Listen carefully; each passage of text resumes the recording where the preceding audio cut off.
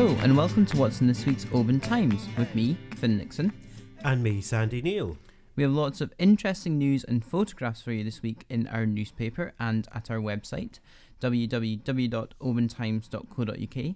And remember that here at the Oban Times, we are always happy to hear your stories and see your photographs as well.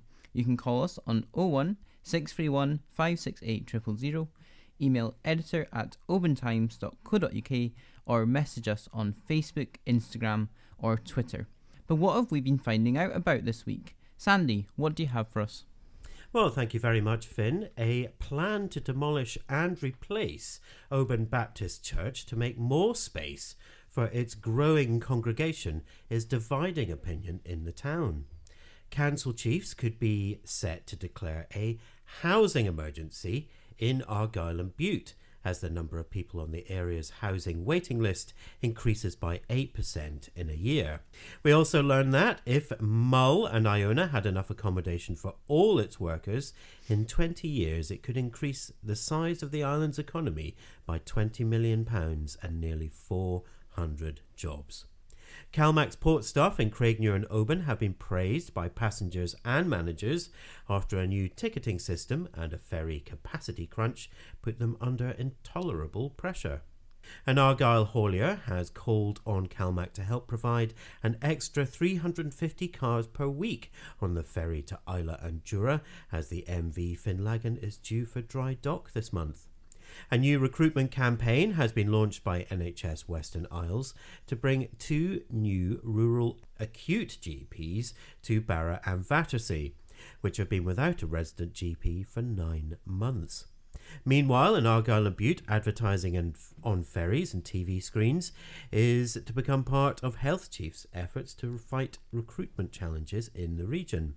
The possibility of a second national park in Argyll Bute has been labelled as a Marmite option by a council official. And Scotland's charity Air Ambulance marked its 10th anniversary by reflecting on a decade of life-saving service to communities in every corner of Scotland. We also have more about a packed programme of events which is taking shape for Oban War Memorial's centenary in November this year. And finally for me, Islay, Jura, Colonsay, Mull, Iona, Alva and Lismore are just some of the islands forming part of a cycle challenge to raise awareness and support for people living with motor neurone disease. Finn, over to you.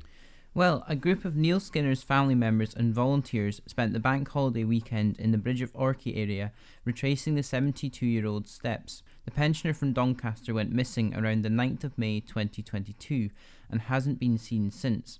His daughter told the Oban Times that it had been an emotional experience to retrace his steps to Loch Dochard, where Neil's tent was discovered more than a year ago.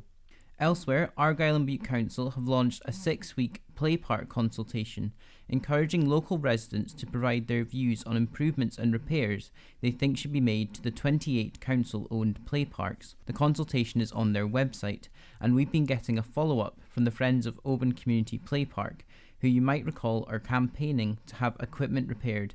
There was also a special send-off for a CalMac worker after 33 years of service.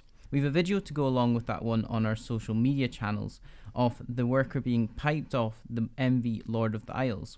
And a new bike-friendly bus for Oban was launched at Ganavan Sands last week.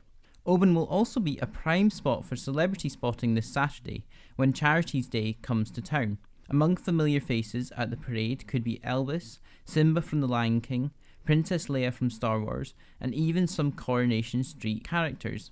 Be at the Corn Halls for 12:45pm, ready for the Oban Pipe Band to lead the way to Station Square.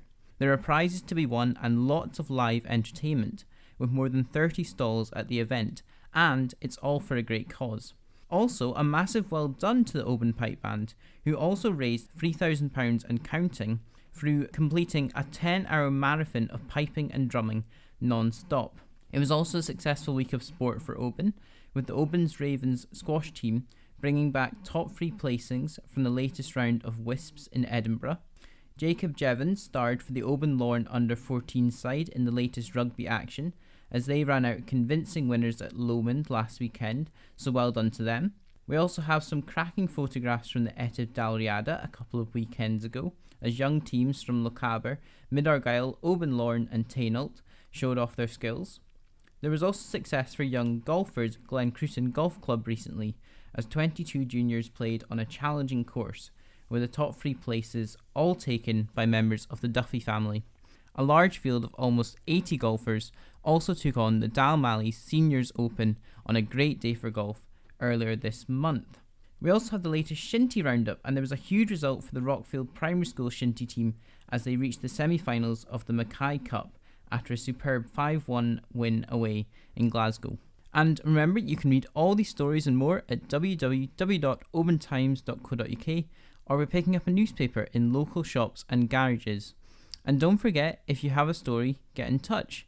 You can call us on 01 631 568 000, email editor@obantimes.co.uk or message us on one of our social media platforms. That's it from us this week, though. Wait a minute. What? That can't be it. What's all this I've been hearing about a camera club?